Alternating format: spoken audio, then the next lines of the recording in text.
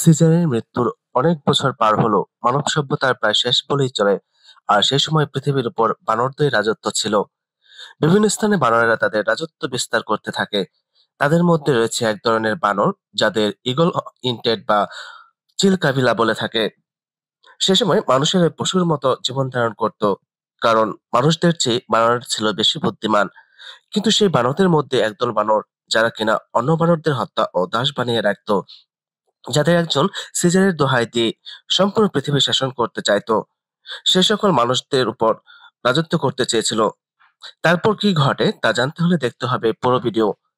Welcome to scene story movie explain channel. আজ আপনাদের জন্য এক্সপ্লেন করতে চলছি 2024 সালে মুক্তি পাওয়া kingdom of the planet of the apes মুভিটি। তাহলে চলুন শুরু করা যাক আজকের ভিডিও।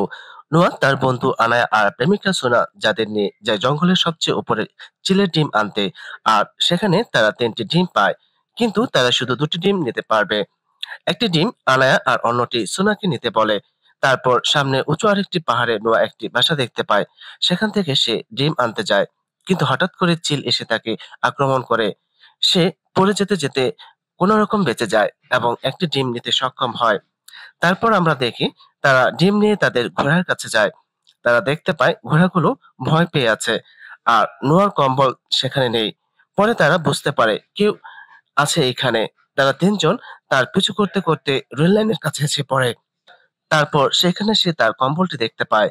সোনা সাহস করে সেখান থেকে কম্বলটি নিয়ে এসে দৌড়ে তারা তিনজন পালিয়ে আসে, নিজেদের কাবিলাতে চলে আসে। তাদের মধ্যে একটি পুরনো নিয়ম ছিল যে কেউ ওই রেল লাইনটি পার হতে পারবে না, কারণ তাদের ভয় সেখানে মানুষ থাকতে পারে। তারা মানুষদের ইকো বলে থাকে। ছেলের ডিম আনাতে নোহার মা অনেক খুশি হয়। তার মা বলে, তোমার বাবা তোমার অপেক্ষা করছে। এই পুরো কাবিলাটাতে বৈদ্যুতিক খাম্বার উপর কাঠের মাচা বানিয়ে থাকতো তারা। নোয়া তার বাবার সাথে দেখা করার জন্য মাচার সবচেয়ে উপরের স্থানে যায়। সেখানে তারা বাবার ডিম রাখার স্থান ঠিক করছিল। তার বাবার ঈগল নোয়াকে পছন্দ করে না। সে তাকে খামচে দিয়ে দেয়। তখন নোয়ার কম্বলে লেগে থাকা মানুষের রক্ত তার বাবার চোখে পড়ে। তখন তার বাবা রেল টানেল পার হওয়ার কথা নোয়াকে জিজ্ঞেস করে। নোয়া তার বাবাকে বিশ্বাস করায় যে সে ট্রেন পার করে নেই। কিন্তু নোহার বাবা তার বড় ছেলেকে বলে কম্বলে লেগে থাকা রক্তের মানুষটি খোঁজ নিয়ে তাকে কাবিলা থেকে বের করে দিতে। তার সাথে নিজের ঈগলটিকে পাঠিয়ে দেয়। পরে নোয়া তাদের মাছের খামার কিছু শব্দ শুনতে পায়। নোয়া ভিতরে গিয়ে দেখতে পায় সেখানে লুকিয়ে থাকা একটি মেয়ে। মেয়েটি নোয়াকে ধাক্কা দিয়ে জঙ্গলের দিকে পালিয়ে যায়।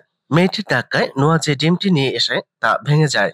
পরে সে আনার আর সোনাকে বলে, আমাকে সকাল হওয়ার আগে আরেকটি ডিম আনতে হবে। পরে সে ঘোড়া নিয়ে জঙ্গলে চলে যায়। রাস্তাতে সে কিছু বানরের শব্দ শুনতে পায় এবং বিজলির চমকানো দেখে। নোয়া সেখানে গিয়ে দেখতে পায় কিছু বানর যাদের কিনা মাস্ক ও কবচ পরা ছিল। সে তার বড় ভাইকে আহত অবস্থায় দেখতে পায়, যার পিঠে চাকু বসানো ছিল। তার বড় ভাই তাকে বলে উর্বি আসছে এবং সে এটা বলে মারা যায়। সেখানে উর্বি বানর আসার আগেই নোয়া পাশের জঙ্গলে লুকিয়ে থাকে। তাদের মধ্যে মাস্ক পরা এক বানর ছিল যার নাম কমান্ডার সিলভা। সে তাদের বানরদের মরা দেখে রাগান্বিত হয়ে যায়। তখন নোয়ার বড় ভাইয়ের পাশে পড়ে থাকা রক্তমাখা কম্বলটি দেখতে পায়। আসলে তারা এই মেয়েটিকেই খুঁজতেছিল, যার রক্ত কম্বলে লেগে আছে। তখন আবার নোয়ার ঘোড়া সিলভারের চোখে পড়ে। কমান্ডার সিলভা তাদের কাবিলার খোঁজ নেওয়ার জন্য নিজেই কারেন্ট তৈরি করতে পারে এমন একটি জার দিয়ে নোয়ার ঘোড়াকে কারেন্ট দেয়। তারপর ঘোড়ার পিছু করতে করতে ঈগল কাবিলার চলে আসে। সেখানে আগুন লাগিয়ে সবাইকে বন্দি করতে থাকে। নোয়া সেখানে আসে তার বাবাকে বাঁচানোর জন্য। জ্বলন্ত মাছের উপর উঠে যায়। তখন কমান্ডার সিলভা তাকে দেখে ফেলে। নোয়া তার বাবার সাথে মিলে সব ঈগলদের বাঁচানোর জন্য খাঁচা খুলে দেয়, কিন্তু অনেক চেষ্টার পরও তার বাবাকে বাঁচাতে পারেনি। তারপর সিলভা নোয়াকেও মাচার উপর থেকে ফেলে দেয়। নোয়া কারেন্টের তার ধরে ঝুলে থাকে। সিলভার মনসেজারের জন্য কথাটি বলে তার কারেন্টের জার দিয়ে বৈদ্যুতিক ঝাটকা দিয়ে নোয়াকে ফেলে দেয়। পরের দিন যখন নোয়ার জ্ঞান ফিরে আসে, সে দেখতে পায় তাদের কাবিলা তছনছ হয়ে গেছে। সেখানে যে কারেন্টের জারটি দেখতে পায়, যা নষ্ট হয়ে গেছিল। নোয়া তার বাবার সান ঈগলকে এক জায়গায় বসে থাকতে দেখে। সেখানে গিয়ে দেখে তার বাবার লাশ পড়ে আছে। বাবার লাশের পাশে বসে কষ্টে সে কাঁদে। পরে তার বাবাকে দাফন করে কসম খেয়ে বলে কাবিলাদের খুঁজে ঘরে ফিরিয়ে আনবে। পরে নোয়া তার বাবার সান ঈগলকে নিয়ে তার পিছু করতে করতে কাবিলাদের খোঁজ করার জন্য প্রথমবার টানেল পার করে অপর পাশে যায় নোয়া। সে গিয়ে সেখানে দেখতে পায় বড় বড় বিল্ডিং, যেখানে হয়তো কখনো মানুষের বসবাস ছিল। একটু সামনেই তার মার কম্বল দেখতে পায় নোয়া। তারপর নোয়া জঙ্গলের মধ্যে আগুন জ্বালিয়ে ঘুমিয়ে পড়ে। সকালে যখন তার ঘুম ভাঙে তখন সান ঈগলকে গান গিয়ে তার হাতে বসতে বলে, কিন্তু ঈগল তাকে খামচে দিয়ে চলে যায়। আসলে সব ঈগলদের গান গেয়ে ট্রেনিং বা কন্ট্রোল করার জন্য ট্রেনিং দিতে হয়। নোয়া ঈগলের পিছু করতে করতে ঘন জঙ্গলে চলে যায়। নোয়া একটি জায়গাতে ধোঁয়া দেখতে পায়। অনেক পথ আসার কারণে সে দুর্বল থাকায় সেখানে যে সে নিচে পড়ে যায়। তার কাছে কারেন্টের জার ছিল, যেটা দেখে সেখানে লুকিয়ে থাকা একটি বানর তাকে মাস্ক পরা বানর বলে মনে করে। নোয়া তাকে সব সত্যি বলে। তার সত্যি শুনে ওয়াংগুটান বানর তার নাম রাকা বলে। ওয়াংগুটান বলে, তারা আমাদের কাবিলাও তছনছ করে দেয়। এটি আমার সাথে চিতা জ্বলছে। এখন শুধু আমি বেঁচে আছি। রাকার গলার মধ্যে একটি লকেট ছিল, যা সিজারের সময়কার। রাকা নোয়াকে একটি বই দেখিয়ে বলে, এটি সিজার সময়কার সিম্বলের কিছু মনে আছে। সিজারের সময় বানররা এটি পড়তো। সিজারের নাম শুনতেই নোয়া বলে, যারা আমাদের কাবিলা ধ্বংস করেছিল তারা সিজারের নাম নিয়েছিল। নোয়া রাকাকে বলে, এই সিজার কে? তখন রাকা বলে, সিজারের মূল শিক্ষা বদলে ভুলভাবে তারা প্রকাশ করে। সিজার আমাদের মহান পুরুষ ছিল। তিনি আমাদের বানর হওয়ার সাহায্য করেছিলেন। তিনি বলেছিলেন, সবার হাত একসাথে থাকলে একটি শক্তিশালী হাত হবে, আর এক বানর যেন অন্য বানরকে কখনো হত্যা না করে। রাকা বলে, আমি তার নিয়ম মেনে চলেছি। তাছাড়া রাকা নিজেই এটি বিশ্বাস করে যে বানরেরা মানুষের থেকে বেশি বুদ্ধিমান ছিল। রাকা তখন একটি মেয়েকে দেখতে পায়, যে কিনা নোয়ার পিছু করতে করতে তাদের সামনে চলে আসে। রাকা আর নোয়া চলে যায়। তারা রাত কাটানোর জন্য একটি জায়গাতে আগুন জ্বালিয়ে বসে থাকে। তখন সেখানে ওই মেয়েটিও পৌঁছে যায়। রাকা তাকে একটি আপেল দেয় খাওয়ার জন্য। তারপর নিজের নাম ও নোয়ার নাম বলে। এই মেয়েটি লুকিয়ে এসে আপেলটি নিয়ে খেতে থাকে। সেখানে অনেক শীত থাকার কারণে রাকা নোয়াকে বলে মেয়েটিকে কম্বলটি দিতে। নোয়া দিতে রাজি হয় না, বলে এটি তার মায়ের কম্বল। রাকা তাকে অনেক বোঝায়, বলে মানুষদের শরীরে অনেক ঠান্ডা লাগে। নোয়া তাকে কম্বলটি দেয়। পরের দিন সকালে তারা তিনজন মিলে তাদের রাস্তা খুঁজতে থাকে। কিছু সামনেই তারা জিব্রা আর কিছু জঙ্গলি মানুষ দেখতে পায়। ওই মানুষগুলো আদি মানুষদের মতো। মানুষের এই অবস্থা দেখে মেয়েটির চোখে পানি চলে আসে। তারা ওই মেয়েটিকে ওই মানুষের সাথে রেখে যায়। রাকা নোয়াকে নিজের লকেটটি দিয়ে বলে, সিজারের লকেটটি তুমি মেনে চলবে। ঠিক এই সময় কমান্ডার সিলভা তার দলবল নিয়ে আদি মানুষদের উপর হামলা চালায়। মেয়েটি বাঁচার জন্য সেখান থেকে দৌড়ে পালিয়ে যায়। নোয়া তাকে বাঁচানোর জন্য খুঁজতে থাকে। তখন মেয়েটি ঘাসের নিচ থেকে উঠে নোয়া বলে ডাকে। সিলভার মেয়েটিকে দেখে ফেলে। সিলভার মেয়েটিকে ধরার আগে মেয়েটি দৌড়ে নোয়ার কাছে চলে যায়। পরে রাকা সহ তারা তিনজন সেখান থেকে পালিয়ে যায়। কমান্ডার সিলভা তাদের দেখতে থাকে। তারপর একটি জায়গাতে দাঁড়িয়ে নোয়া রাকাকে বলে, এই মেয়েটির কথা বলতে পারে। কিন্তু রাকা তার কথার গুরুত্ব দেয় না।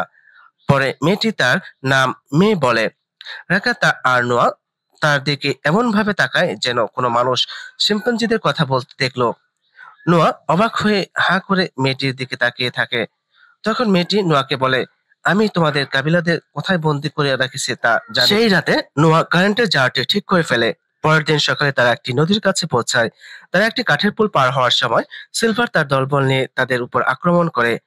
তাদের সাথে হাতাহাতি করতে গিয়ে মেয়ে পানিতে পড়ে যায়, কিন্তু মেয়ে জাল ধরে ফেলে। রাকা মেয়েকে বাঁচাতে গেলে নিজেই নদীর পানিতে পড়ে যায় আর জালের মধ্যে ভেসে যেতে থাকে। তখন রাকা নোয়াকে বলে, একসাথেই থাকলেই জিতবে, কারণ এটাই সিজারের উদ্দেশ্য ছিল। ঠিক তখনই সিলভার রাকা আটকে থাকা জালটি কেটে দেয় আর রাকা নদীর পানিতে ভেসে যায়।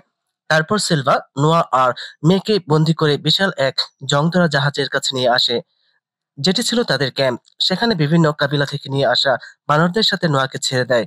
সেখানে বানরেরা মানুষের হামলা থেকে বাঁচার জন্য বাংকার দরজার সামনে বারুদ জমাতে থাকে আর সমুদ্রের পানি যাতে ভেতরে আসতে না পারে সেজন্য পার বাঁধতে থাকে। তখন সেখানে নোয়ার সাথে সোনা আর তার মায়ের দেখা হয়। নোয়া আর তার মা দুজন দুজনকে জড়িয়ে ধরে কাঁদতে থাকে। অন্যদিকে আমরা দেখি মেয়েকে অন্য একটি ঘরে পাঠিয়ে দেয়। সেখানে সে তার মতোই আরেকটি মানুষকে দেখতে পায়, যার নাম ছিল ট্রেভার্থা। আর এই লোকটি তাদেরকে কারেন্টের জার বানিয়ে দিত, এবং তিনি এই কাবিলার সর্দার প্রক্সিমা সিজারকে ইতিহাসের বই পড়ে শোনান। আর এই বই পড়ে প্রক্সিমা সিজার মানুষের মহান কর্মের কথা জানতো। এরপর আমরা দেখি প্রক্সিমা সবার সামনে এসে সিজারের শিক্ষার দোহাই দিয়ে বাংকারের দরজাতে শিকল বেঁধে বানরদের টানতে বলে। এছাড়াও সেখানে বারুদের বিস্ফোরণও ঘটায়, কিন্তু দরজা একটুও খোলে না। প্রক্সিমা কাল আবার চেষ্টা করার কথা বলে চলে যায়। তারপর আমরা দেখি মেয়ে ট্রেভারথাকে বলে এই দরজা যদি প্রক্সিমা খুলতে পারে তাহলে মানুষের সব কৌশল আর হাতিয়ার পেয়ে যাবে। পরে যে মানুষগুলো বেঁচে আছে তাদের মেরে নিজের রাজত্ব গড়ে তুলবে। তখন ট্রেভারথা রেগে গিয়ে বলে, এখন এই দুনিয়া বানরের হয়ে গেছে, তারা তাদের রাজত্ব গড়ে তুলে ফেলছে। পরে মেয়েকে গোসল করে পরিষ্কার হতে বলে ট্রেভারথা। তারপর আমরা দেখি নোয়া আর মেয়েকে একসাথে খাবারের জন্য ডাকে প্রক্সিমা। সেখানে আবার সুনাকে দেখতে পায়। প্রক্সিমা বলে, ইভলিউশন হতে 1000 বছর লেগে যায়। যদি ওই বাংকারের দরজা খুলতে পারি তাহলে ভেতরের কৌশলগুলো আমরা জানতে পারবো, এবং আমিও মানুষের মতো হাওয়া, পানি আর মাটির উপর দ্রুত চলতে পারবো এবং উঠতে পারবো। প্রক্সিমা মেয়েকে বলে, মানুষের মতো বুদ্ধিমান এই দুনিয়াতে আর কেউ নেই। কিন্তু নোয়া এখন পর্যন্ত জানতো যে মানুষই সবচেয়ে বোকা।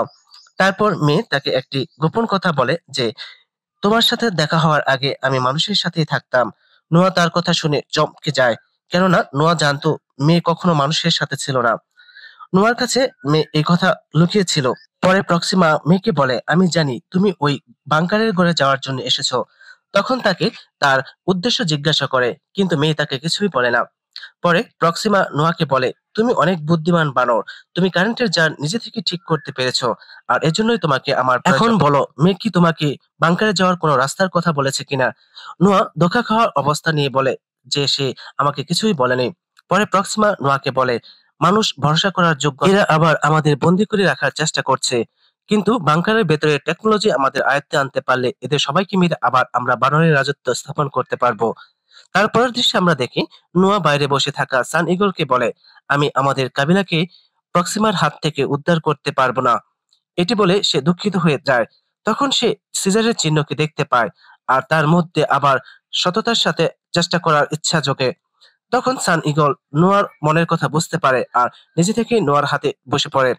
নোয়ার মা এটা দেখে তার উপর গর্ব করে। পরে রাত্রে নোয়া মেয়ে এর কাছে আসে আর বলে, তুমি শুরু থেকে আমার সাথে মিথ্যা বলেছ, কিন্তু আমি শুধু জানতে চাই তুমি বাংকার থেকে কি নিতে চাও। সে বলে, আমি শুধু সেখানে রাখা এই বইটি চাই। মেয়ে বলে, মানুষের বানানো ভাইরাস বানরদের বুদ্ধিমান বানিয়েছে, তবে ওই ভাইরাস মানুষের অস্তিত্ব নষ্ট করে ফেলেছে। পরে মেয়ে স্বীকার করে যে বাংকারের ভিতরে যাওয়ার রাস্তা সে জানে। মেয়ে নোয়া, সোনা আর আনায়াকে পাহাড়ে ওঠার জন্য রাজি, কিন্তু আনায়া ভয় পেয়ে না করে দেয়। পরে সে নিজে থেকেই তাদের সাথে আসে। মেয়ে প্রথমে পানি বদ্ধ করা গাছের নিচে বারুদ বিছিয়ে দেয়, কিন্তু ট্রেভারথা সেখানে এসে পড়ে। অনেক বোঝানোর পরও সে বুঝতে চায় না। তখন মেয়ে পেছন থেকে ট্রেভারথাকে গলা টিপে ধরে। পরে সে মারা যায়। তার লাশ নোয়া সমুদ্রের পানিতে ফেলে দেয়। পরে তারা পাহাড়ের পেছনে যায়। নোয়া মেয়েকে তার পিঠের উপরে নিয়ে পাহাড়ে ওঠে। বাংকারের ভেতরে হাওয়া দেওয়ার জন্য 3টি অ্যাডজাস্ট ফ্যান লাগানো থাকে, কিন্তু সময়ের কারণে সেটি নষ্ট হয়ে যায়। তারা আগুনের মশাল জ্বালিয়ে ভেতরে যায়। মেয়ে ভিতরে কোনো মানুষকে দেখতে পায় না। সে নিজেই পাওয়ার চালু করে দেয় আর বইটি খুঁজতে থাকে। মেয়ে হাতিয়ার আর বইটি পেয়ে যায়। বাস্তবে ওই বইটি স্যাটেলাইট সিস্টেমকে চালু করার একটি ডিভাইস ছিল। এর মধ্যে নোয়া একটি পুরনো বই দেখতে পায়, যার মধ্যে বানরদের খাঁচায় বন্দি করে রাখার কিছু ছবি। নোয়া মনে করেছিল আগে মানুষ আর বানরেরা মিলেমিশে থাকতো, এখন তারা তিনজন মেয়েকে সন্দেহ করতে থাকে। পরে মেয়ে ভিতর থেকে বাংকারের দরজা খুলে দেয়। পরের দৃশ্যে আমরা দেখতে পাই প্রক্সিমা সিজার নোয়ার কাবিলাদের নিয়ে ভিতরে যায় আর সোনার গলায় উপর চাকু ধরে নোয়াকে জিজ্ঞেস করে সে তার বিরুদ্ধে কি পরিকল্পনা করেছে। নোয়া কোনো জবাব দেয় না। তখন প্রক্সিমা লাইগ্রিনকে বলে সুনাকে মেরে ফেলতে। লাইগ্রিন সুনার গলা কাটার আগেই মেয়ে তাকে গুলি করে দেয় আর লাইগ্রিন মারা যায়। গুলির শব্দে সব বানরেরা ভয় পেয়ে যায়। প্রক্সিমা মেয়েকে এরকম আরো হাতিয়ারের কথা জিজ্ঞেস করে আর তার বিনিময়ে সে তাকে ছেড়ে দিবে বলে। হাতিয়ার যাতে প্রক্সিমা না পায় সেজন্য মেয়ে পানি আটকে রাখা গাছের নিচে বারুদের উপর বোমা মেরে উড়িয়ে দেয়, যে কারণে পানি সব ভিতরে চলে আসে। নোয়া তাদের কাবিলাদের উপরে ওঠার কথা বলে। তখন কমান্ডার সিলভা নোয়ার সামনে এসে তার সাথে যুদ্ধ করতে থাকে। নোয়া তার হাতে থেকে বাঁচার জন্য সিলভাকে পাইপের মধ্যে আটকে দেয়, পানিতে ডুবে মারার জন্য। সিলভা মারা যাওয়ার পর নোয়া সেখান থেকে চলে আসে। সে তার কাবিলাদের যেদিক দিয়ে বাংকারে ঢুকেছিল সেদিক দিয়ে বের করে নিয়ে আসে। তখন আবার প্রক্সিমা নোয়ার উপর হামলা করে নোয়াকে আধামরা করে দেয়। প্রক্সিমা নোয়াকে বলে হাঁটু গেড়ে বসে থাকতে। তখন নোয়া তার পুরো শক্তি দিয়ে ঈগল গান গাইতে থাকে, তার সাথে পুরো কাবিলাও গাইতে থাকে। তখন ঈগলেরা তার উপর হামলা করে এবং প্রক্সিমাকে হত্যা করে আর নিচে ফেলে দেয়। তারা সবাই ফিরে যায়, তাদের ঘর বানায়। নোয়া তার বাবার মতো কাজ শুরু করে দেয় এবং ডিম রাখার জায়গা তৈরি করে। তখন সেখানে মেয়ে আসে আর বলে মানুষদের অধিকার আর জায়গা ফিরে পাওয়া উচিত। তখন নোয়া মেয়েকে বলে, সব জায়গাতে যদি মানুষের অধিকার থাকে তাহলে বানররা আবার জায়গাহীন হয়ে যাবে। নোয়া বলে, রাকা আর সিজার চাইতো মানুষ আর বানর একসাথে মিলেমিশে থাকবে। এটা কি সত্যি হতে পারে? এই কথা বলে নোয়া মেয়েকে দুর্বল করে দেয়, আর মেয়ে নোয়ার কথাই ভুলে যায়। কেননা মেয়ে মনে করে নোয়া অনেক বুদ্ধিমান, সে যদি বেঁচে থাকে তাহলে বানরদের সাম্রাজ্য নষ্ট হতে দেবে না। নোয়া মেয়েকে সিজারের দেওয়া লকেটটি দিয়ে বলে, এটি অনেক গুরুত্ব আছে। মেয়ে লকেটটি নিয়ে সেখান থেকে চলে যায়। মেয়ে স্যাটেলাইট স্টেশন চলে আসে। সেখানে মানুষ আগে থেকে অপেক্ষা করছে। তারপর মেয়ে স্যাটেলাইট ডিশটি অ্যাক্টিভেট করে দেয়। ওই ডিশটি তারা তাদের সিস্টেমে লাগিয়ে সিগন্যাল পাঠিয়ে দেয়, যার মাধ্যমে অন্যান্য জায়গাতে বেঁচে থাকা মানুষের সাথে যোগাযোগ করতে পারে। তারা সে কাজে সফল হয়, কারণ তারা জানতো মানুষের অধিকার ফিরে পাওয়ার জন্য প্রথমে সবাইকে একসাথে করতে হবে। নোয়া সোনাকে দূরবীন দিয়ে আকাশে তারা আর অদ্ভুত কিছু দেখায়। তখন নোয়া আর মেয়ে একসাথে আকাশের দিকে তাকিয়ে থাকে, আর এই দৃশ্যের মাধ্যমে মুভিটি শেষ হয়। তো বন্ধুরা, দেখা হবে পরবর্তী কোনো মুভি নিয়ে। সে পর্যন্ত আপনারা ভালো থাকবেন। ধন্যবাদ সবাইকে।